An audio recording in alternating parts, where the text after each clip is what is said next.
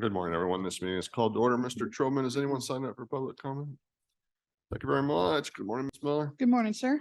Okay, no cases to reconsider under agenda item 3. Correct. No cases. All right, let's look at tax liability cases under agenda item 4. No tax cases though on docket 11. Correct. No cases. No fair housing cases on agenda item 5. None, sir.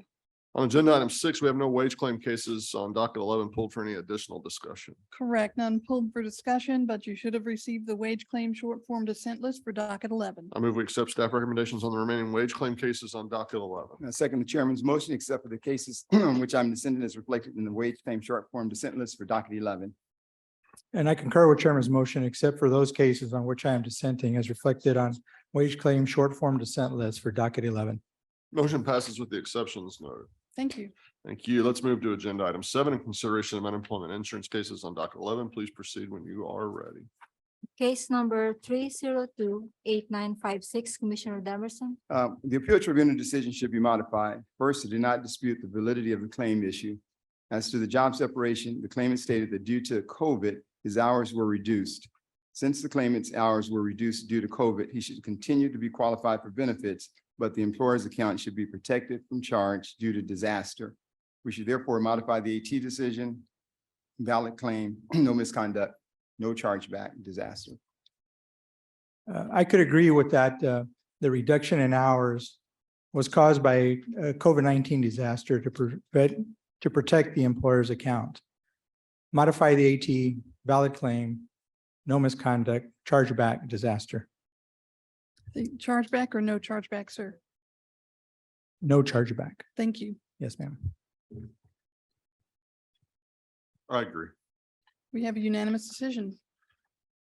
Case number 331-6064, Commissioner Demerson. The commission should conduct a rehearing in this case. The record shows that the claimant was removed from employment because he failed to maintain the requisite security clearance through the employer's client.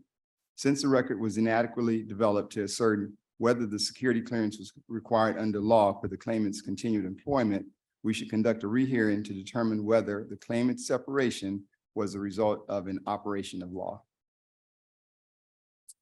The AT decision is supportable. The employer's client did not renew the claimant's security clearance, and the claimant was removed from his assignment. There is no evidence that the security clearance was not renewed due to an act or omission of misconduct on the claimant's part. The claimant was eligible for other assignments with the employer, but no other assignments were available. As such, there is no basis to disqualify the claimant for benefits. Affirm the AT, no misconduct, chargeback. Reverse the AT, misconduct, no chargeback, adequate employer response. Agree with the chairman. Thank you very much. And short form dissent, ma'am. Yes, sir.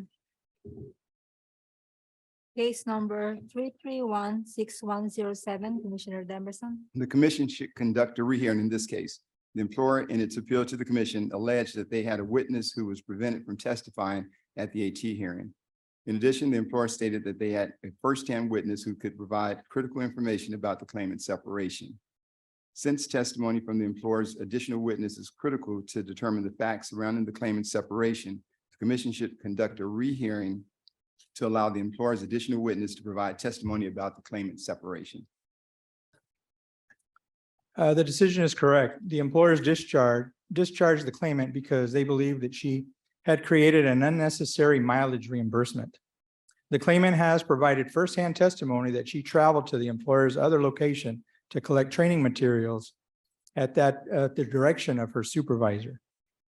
The employer's policy provided mileage reimbursement for this reason. The claimant's action did not constitute misconduct connected with the work. Affirm the AT, no misconduct, chargeback. Reverse the AT, misconduct, no chargeback, adequate employer response. Move with the chairman. Thank you. Thank you. Short form dissent, ma'am. Yes, sir.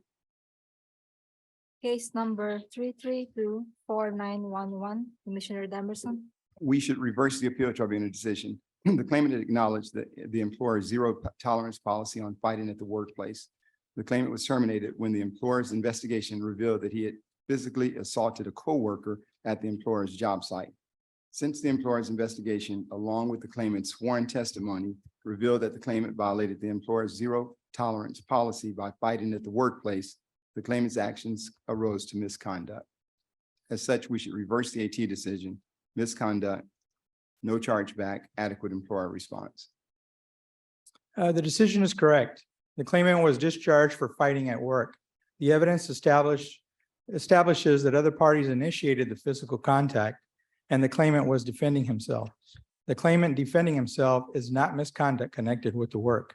Affirm the AT, no misconduct, chargeback. Reverse the AT, misconduct, no chargeback, adequate employer response. Short form dissent, ma'am. Yes, sir. Thank you. Case number 3401591, Commissioner Trevino. The AT decision is not correct. The claimant is able to work. Although the claimant attends medical appointments 3 times per week, the evidence established that the claimant had been released to return to work by her doctor on August 1st, 2022. The claimant credibly testified that she was able to work full-time as long as her appointments can be accommodated.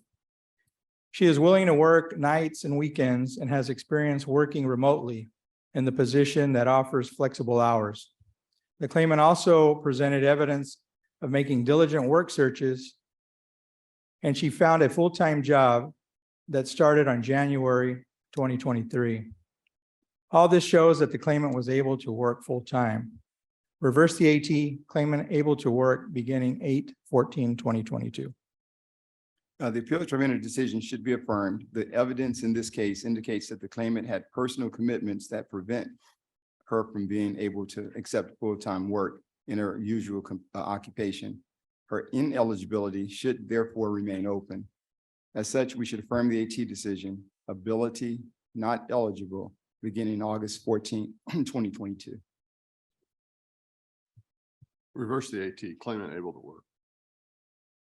Short form dissent. Yes, sir. Case number 3402836, Commissioner Demerson. We should affirm the appeal tribunal decision. The medical documentation the claimant initially submitted specifically stated that she was unable to work or participate in activities to prepare for work. Although the claimant believed that she was able to work with restrictions, she testified she had not yet been assessed again by a medical provider. Who would be the most qualified person to decide that issue? As to the subsequent medical release that the claimant submitted, careful review revealed certain discrepancies that cast serious doubt on the claimant's credibility. Thus, since the claimant has not provided sufficient facts or medical documentation to establish that she is able to work, we should affirm the AT decision. Ability not eligible, beginning on September 18th, 2022. The AT decision should be modified. Although the claimant initially reported to the commission in her fact-finding statements that she was unable to work beginning 9/18/2022, she later provided both statements and medical documentation to support her contention that she was able to work full-time as of 10/14/22. Therefore, the ability and eligibility should be closed effective 10/15/2022. Modify the AT, claimant unable to work from 9/18/2022 to 10/14/2022, and eligibility closed effective 10/15/2022. Modify the AT, claimant not able to work from September 18th, 2022 through October 22nd, 2022. We have a majority vote that the claimant was not able to work between due dates, but the two dates, the closing dates don't match. And so Commissioner Trevino, you closed the ineligibility on October 15th, and the chairman closed the ineligibility on October 22nd. I can agree with the chairman on the 22nd, ma'am. Thank you. Thank you. Short form dissent. Yes, sir. Case number 3418297, Commissioner Trevino. The AT decision is not supportable. The claimant's supervisor made unwanted advances towards the claimant. When the claimant declined the supervisor's advances, the supervisor retaliated against the claimant by not allowing her time off for medical appointments and by making statements to intimidate the claimant from reaching out to HR. For these reasons, the claimant's separation was urgent, compelling, and necessary. Modify the AT, no voluntary leaving, no chargeback, urgent, compelling, and necessary. We should affirm the appeal tribunal decision. I acknowledge that the claimant had a legitimate concern regarding her supervisor that should have been addressed by the employer. However, both parties agree that the claimant did not notify any member of upper management or HR about the issue before quitting. Once the claimant informed the employer about her supervisor's behavior after the claimant had already left employment, the employer investigated, took decisive action, and discharged the supervisor. Had the claimant notified the employer about the situation prior to quitting, the employer could have resolved the matter in the claimant's favor and to her satisfaction. However, by failing to give the employer an opportunity to remedy her concern, the claimant quit without good cause connected with the work. We should affirm the AT decision, voluntary leaving, no chargeback. I concur with Commissioner Demerson. Short form dissent, ma'am. Yes, sir. And that was the last case pulled for additional discussion on docket 11. You should have received the UI short form dissent list for docket 11. Move we accept the staff recommendations on the remaining UI cases on docket 11, except for the cases on which I am dissenting as reflected on the UI short form dissent list for docket 11. And I second the chairman's motion, except for the cases on which I'm dissenting as reflected in the UI short form dissent list for docket 11. And I concur with Chairman's motion, except for those cases on which I am dissenting, as reflected on UI short form dissent list for docket 11. Motion passes with the exceptions noted. Thank you. Thank you. This brings us to the end of agenda items 3 through 7. We'll take a short recess.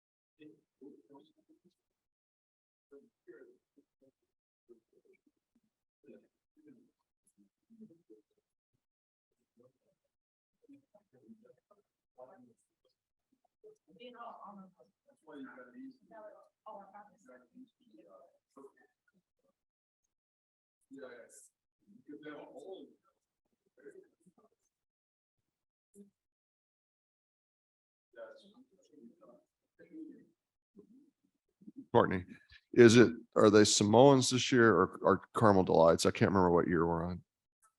Yeah, the Caramel Delight. Yeah, it's well known. The Girl Scouts verify that if you break those in half, the calories fall out the hole. So that you can eat all of those you want. Yeah.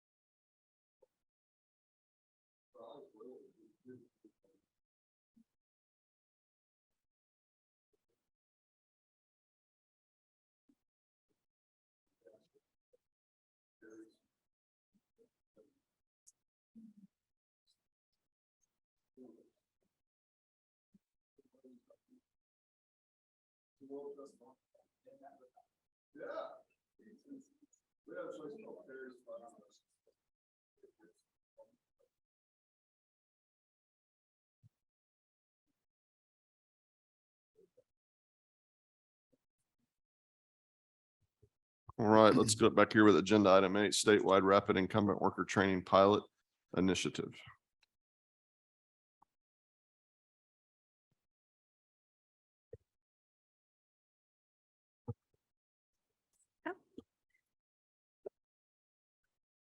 Good morning, Chairman Daniel, Commissioner Dimerson, Commissioner Trevino, and Mr. Cerna.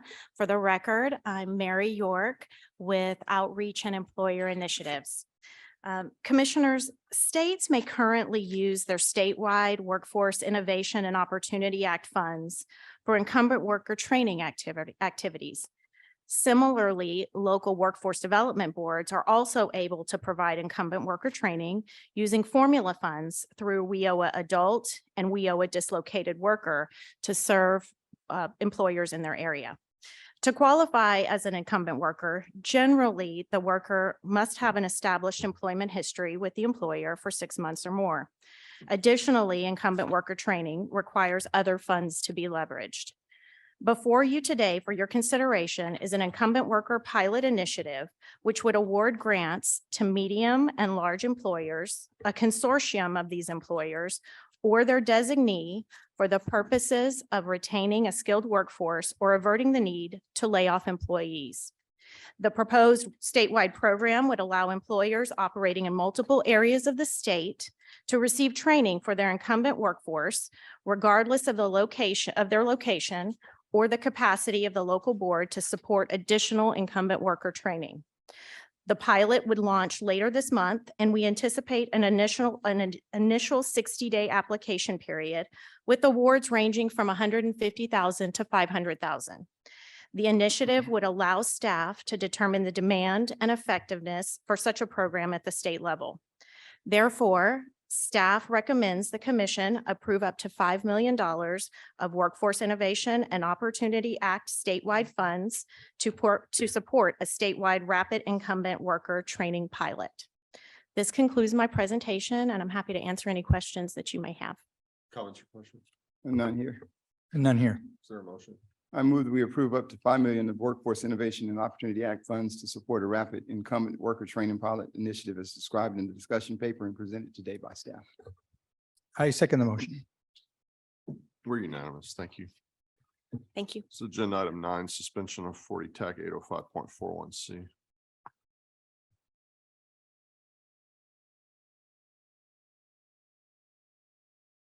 Good morning, Chairman Daniel, Commissioner Dimerson, Commissioner Trevino, and Mr. Cerna. For the record, Mahalia Baldidi, Workforce Development Division. The Texas Workforce Commission, Chapter 805.41C establishes that AEL grants are limited to a maximum 5-year grant term, at which time the Texas Workforce Commission must conduct a new competitive statewide procurement. In August of 2022, the Office of Career, Technical, and Adult Education, also known as OCTAE, conducted a review of the latest adult education and literacy statewide procurement and requested significant changes due to their revised interpretation of federal statutory language. In order to appropriately respond to OCTAE's request, TWC staff have determined it will be necessary to extend the current grants to allow time to review the impact of OCTAE's request and deliver an appropriate response. Since the current grants are in the 5th and final year authorized in 805.41C, staff are seeking a suspension of the rule to continue to serve the more than 60,000 adult learners receiving AEL services, and by extending the current grants for another year. At this time, staff seeks direction on the temporary suspension of 805.41C as authorized under Chapter 800.8 until TWC can move forward with a statewide procurement to award new grants. The temporary suspension will provide the time necessary to assist the commission in determining how best to respond to OCTAE's request. This concludes my comments, and I'm happy to answer any questions that you may have. Comments or questions? None here. None here. Is there a motion? Chairman, I move that we suspend 40 Texas Administrative Code, Section 805.41C pursuant to 40 Texas Administrative Code 800.8 in order to ensure the continued and uninterrupted provision of adult education and literacy services. I second the motion. We're unanimous. Thank you. Thank you, Commissioners. This is agenda item 12, board nominees.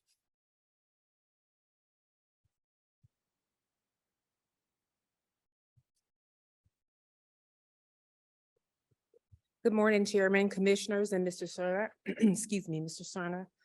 For the record, Cherie Dudley with Workforce Development. Today, for your consideration, we have Workforce Board nominations for Capital Area, Heart of Texas, Lower Rio Grande Valley, Panhandle, and South Plains. Staff recommends approval on the presented nominees, and I'm here to answer any questions you may have. Any comments or questions? None. No questions. I always feel like maybe they feel like they're being left out when we don't have comments or questions. I think they're fine. Is there a motion?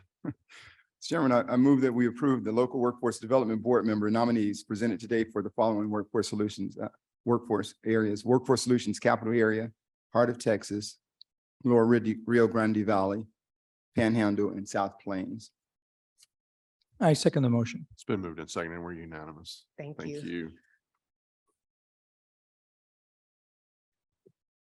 His tie off. I saw him taking it off. You saw him earlier. take his tie off, Yes, so there's sir. no legislative report today. No, How about sir. an executive director's report? Only to introduce the fact that we have some visitors in our audience from Houston and surrounding areas that were here to testify earlier before the International Relations and Economic Development Committee, and they decided to come see the workings of the commission and attend this meeting. It's pretty exciting.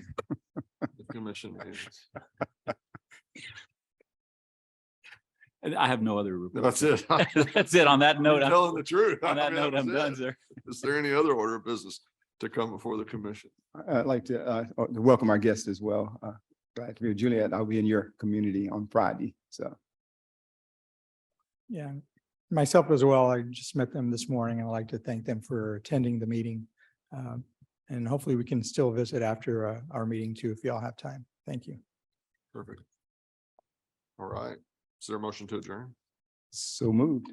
I second the motion to Well, adjourn. It's been moved and seconded to adjourn, and we're adjourned.